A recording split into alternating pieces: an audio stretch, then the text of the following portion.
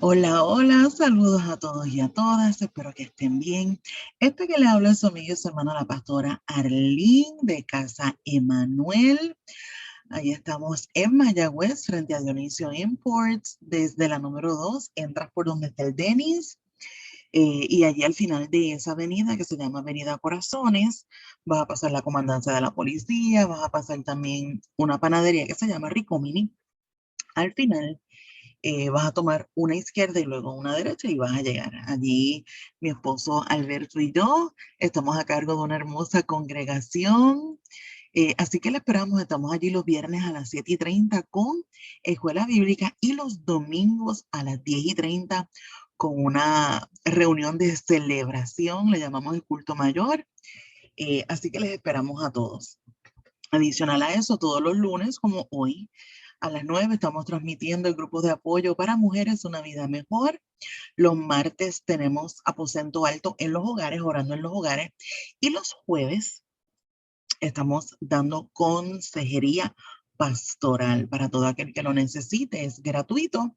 Solo necesitan entonces llamar 787-661-1973 para concertar la cita, ya que tenemos varias personas que están interesados en recibir el servicio. Nada, así que ahí estamos. Bueno, como pueden ver, Una Vida Mejor, este es el libro que utilizamos como base para lo que estamos haciendo.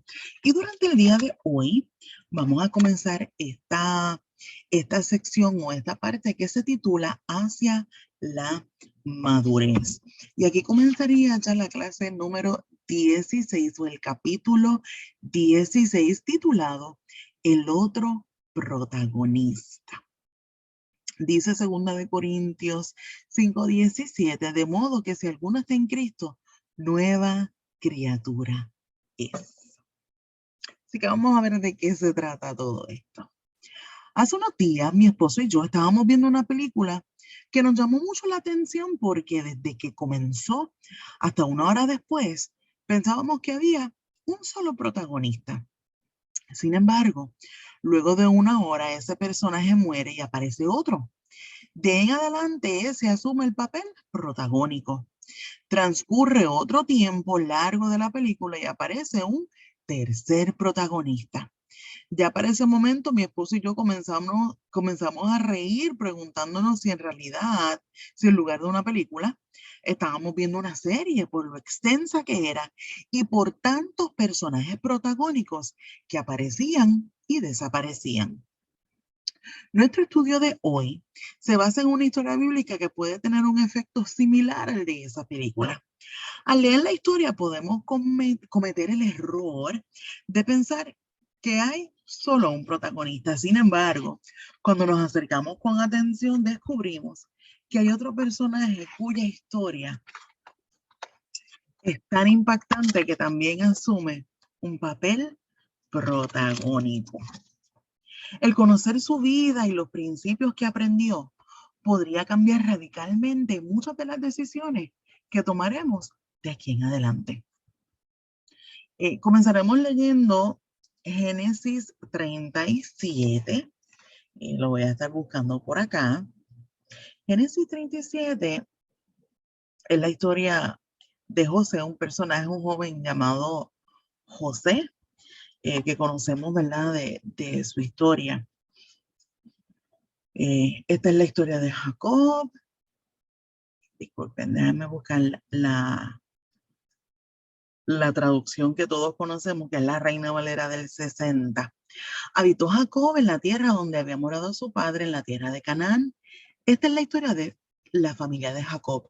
José, siendo de edad de 17 años, apacentaba las ovejas con sus hermanos y el joven estaba con los hijos de Bila y con los hijos de Silpa, mujeres de su padre, e informaba a José, a su padre, la mala fama de ellos.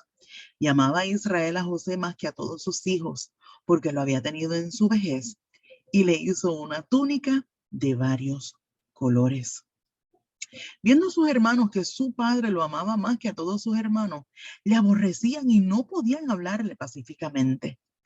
Y soñó José un sueño y lo contó a sus hermanos y ellos llegaron a aborrecerle más todavía. Bueno, y ahí continúa la historia que todos conocemos, que vamos a estar entonces más adelante hablando un poco más. Este capítulo de la Biblia nos sumerge en la historia de José, un joven soñador que tuvo que enfrentar grandes desafíos en su vida.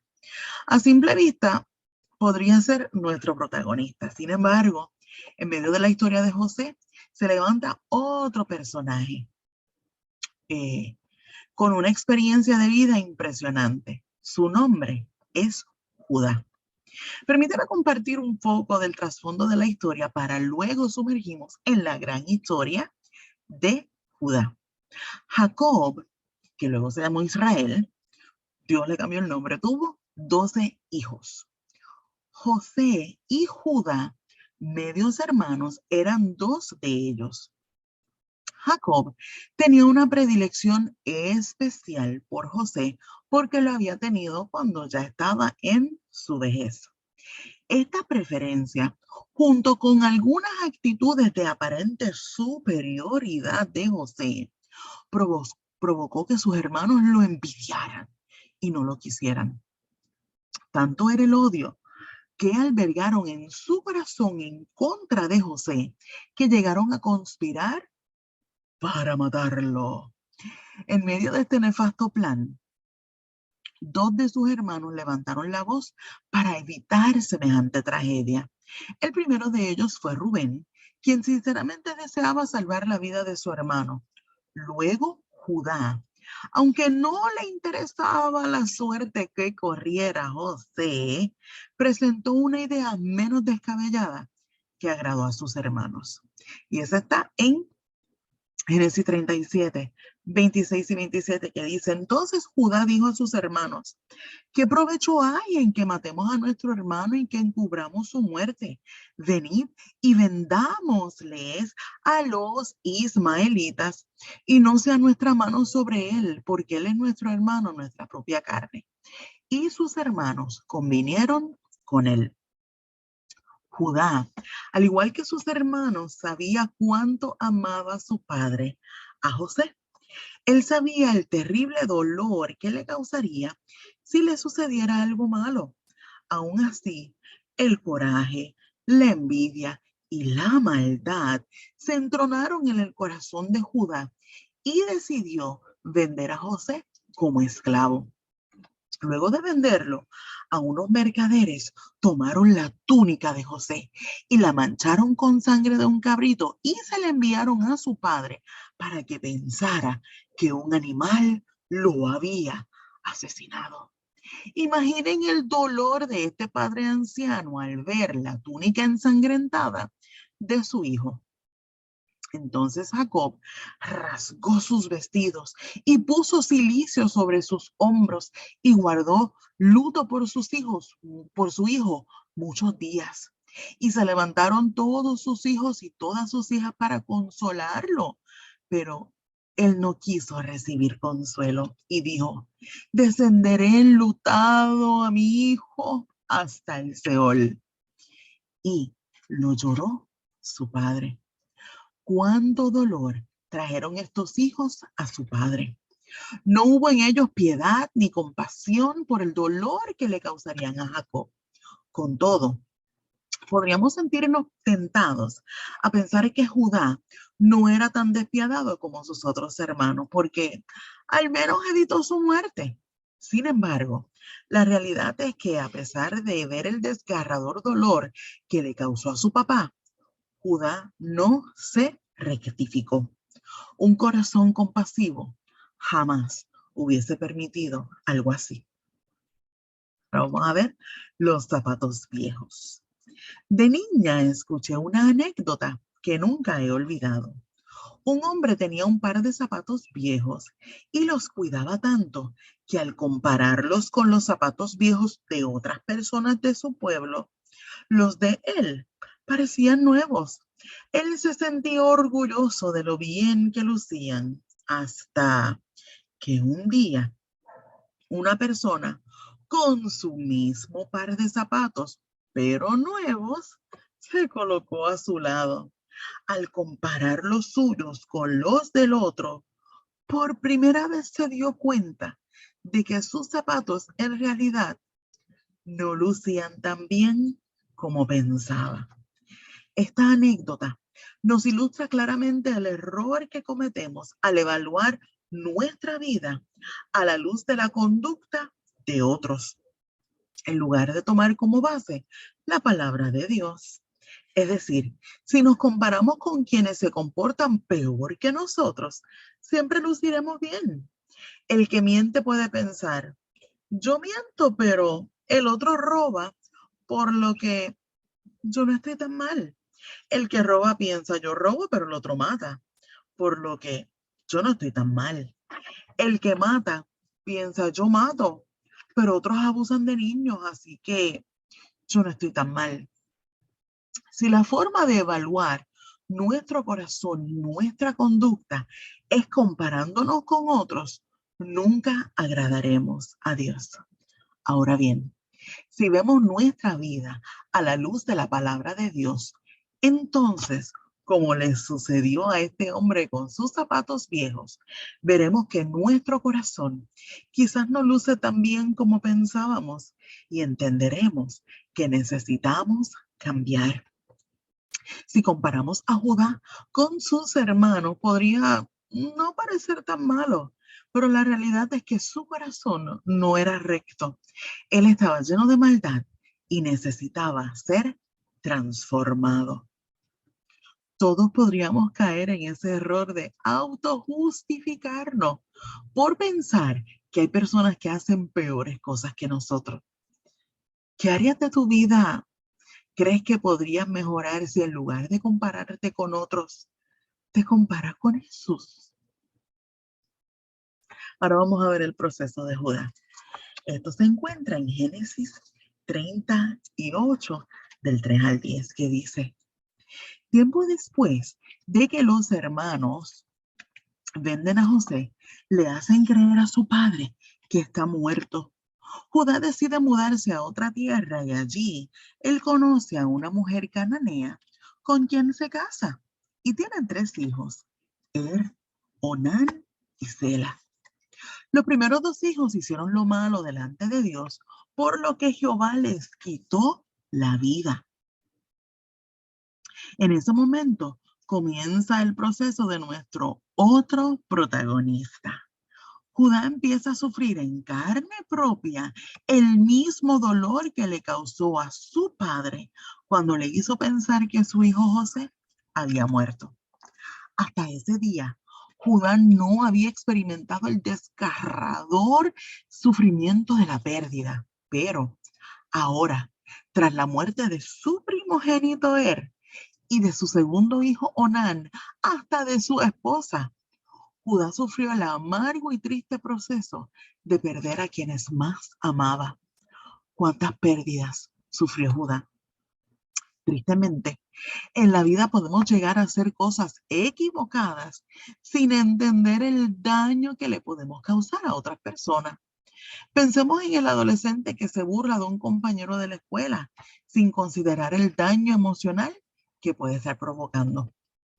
O en esa persona que se involucra con alguien casado sin pensar en el sufrimiento que va a causar a toda una familia. Son tantas las maneras en las que podemos afectar negativamente la vida de otros sin llegar a comprender el dolor que provocamos.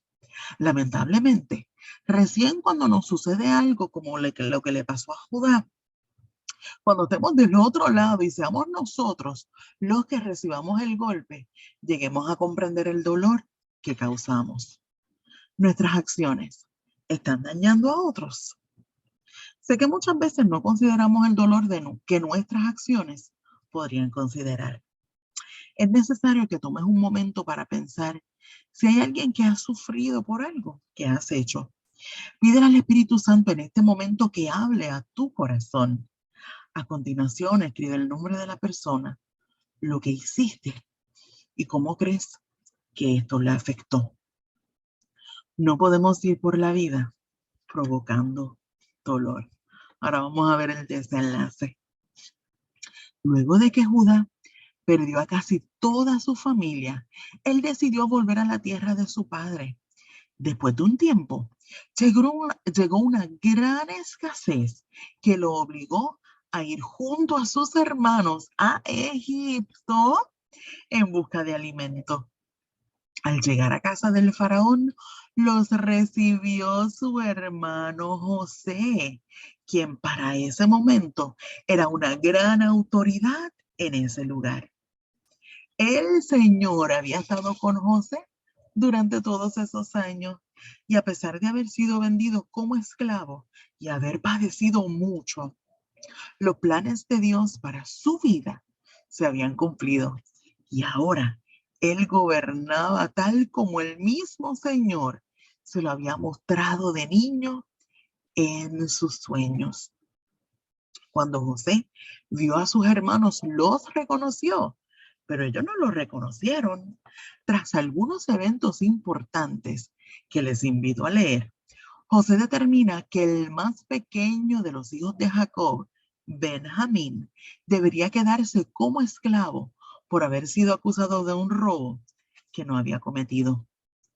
Conociendo la trayectoria de Judá, es posible que pensemos que no haría mucho para salvar a su hermano. Sin embargo, eso no fue lo que sucedió. Dice en Génesis 44, entonces Judá dio un paso adelante y dijo, por favor, mi señor, permita que su siervo le hable tan solo unas palabras. Y ahora, mi señor, yo no puedo regresar a la casa de mi padre sin el muchacho. La vida de nuestro padre está ligada a la vida del muchacho. Si nuestro padre ve que el muchacho no está con nosotros, morirá.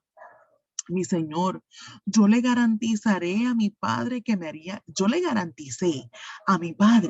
yo me haría cargo del muchacho. Le dije que si no lo llevaba de regreso, yo cargaría con la culpa para siempre. Por favor, mi señor, permite que yo me quede aquí como esclavo en lugar del muchacho y deje que el muchacho regrese con sus hermanos, pues, ¿cómo podré regresar y ver a mi padre si el muchacho no está conmigo? No podría soportar ver la angustia que le provocaría a mi padre. Qué impactante.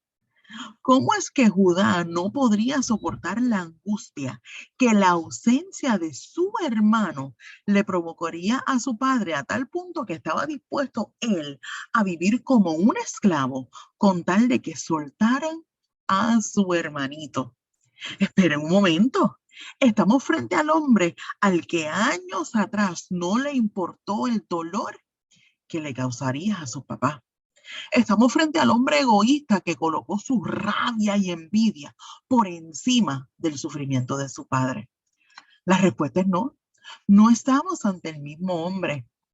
Sigue siendo el hijo de Jacob, sigue siendo el hermano de José, sigue llamándose Judá, pero estamos ante un hombre diferente, con un corazón cambiado, un hombre maduro que asume responsabilidad y que ha aprendido a amar. Estamos ante un hombre diferente. De modo que si alguno está en Cristo, nueva criatura es. Las cosas viejas pasaron, he aquí todas son hechas nuevas. Dios es capaz de hacer de cada uno de nosotros una nueva criatura. Hay procesos que Dios utiliza para transformar al ser humano. Ese fue el caso de Judá y puede ser el de cada uno de nosotros. La Biblia enseña que para que los que nos rendimos a Dios, así que la Biblia enseña que cuando nos rendimos a Dios hay una vida nueva.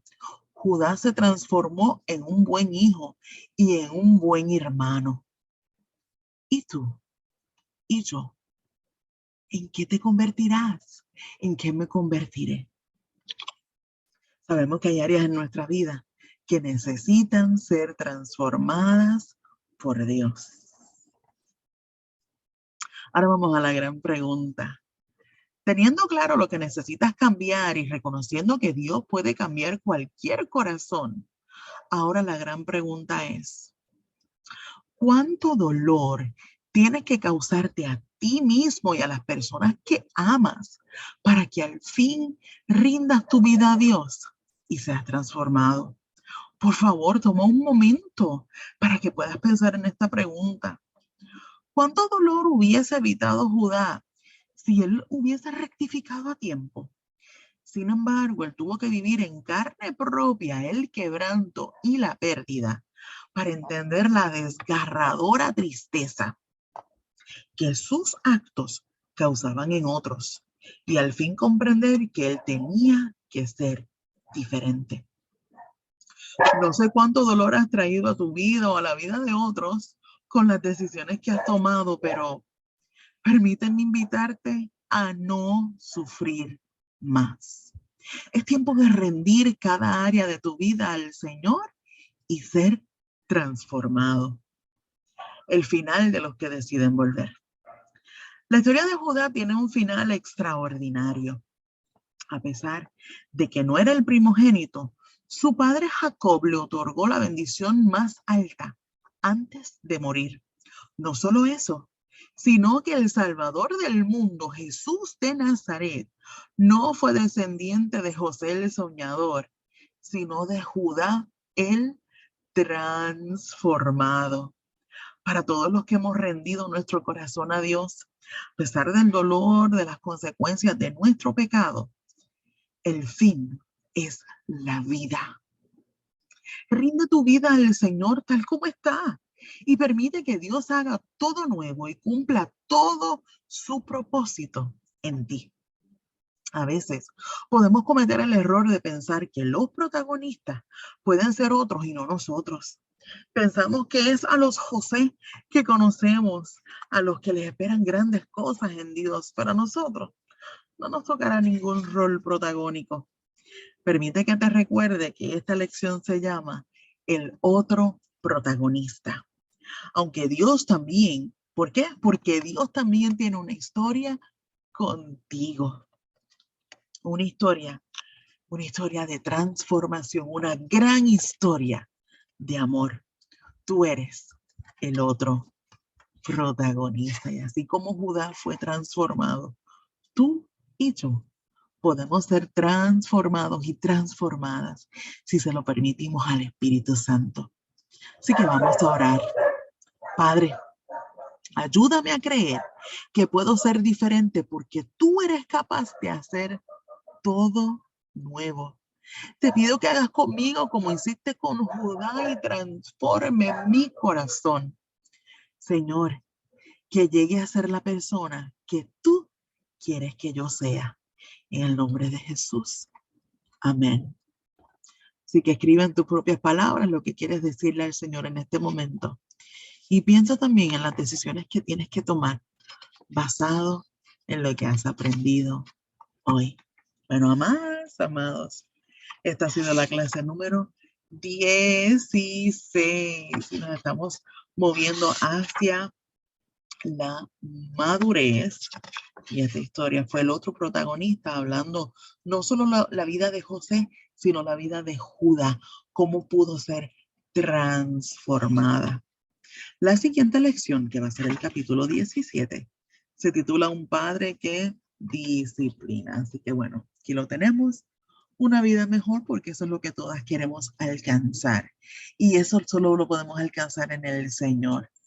Así que te invito a que tengas una vida mejor orando y permitiéndole a Él que entre a tu corazón y que te ayude a tomar las mejores decisiones. Así que esto ha sido todo por hoy. Dios te continúe bendiciendo. Nos vemos en la próxima. Bye.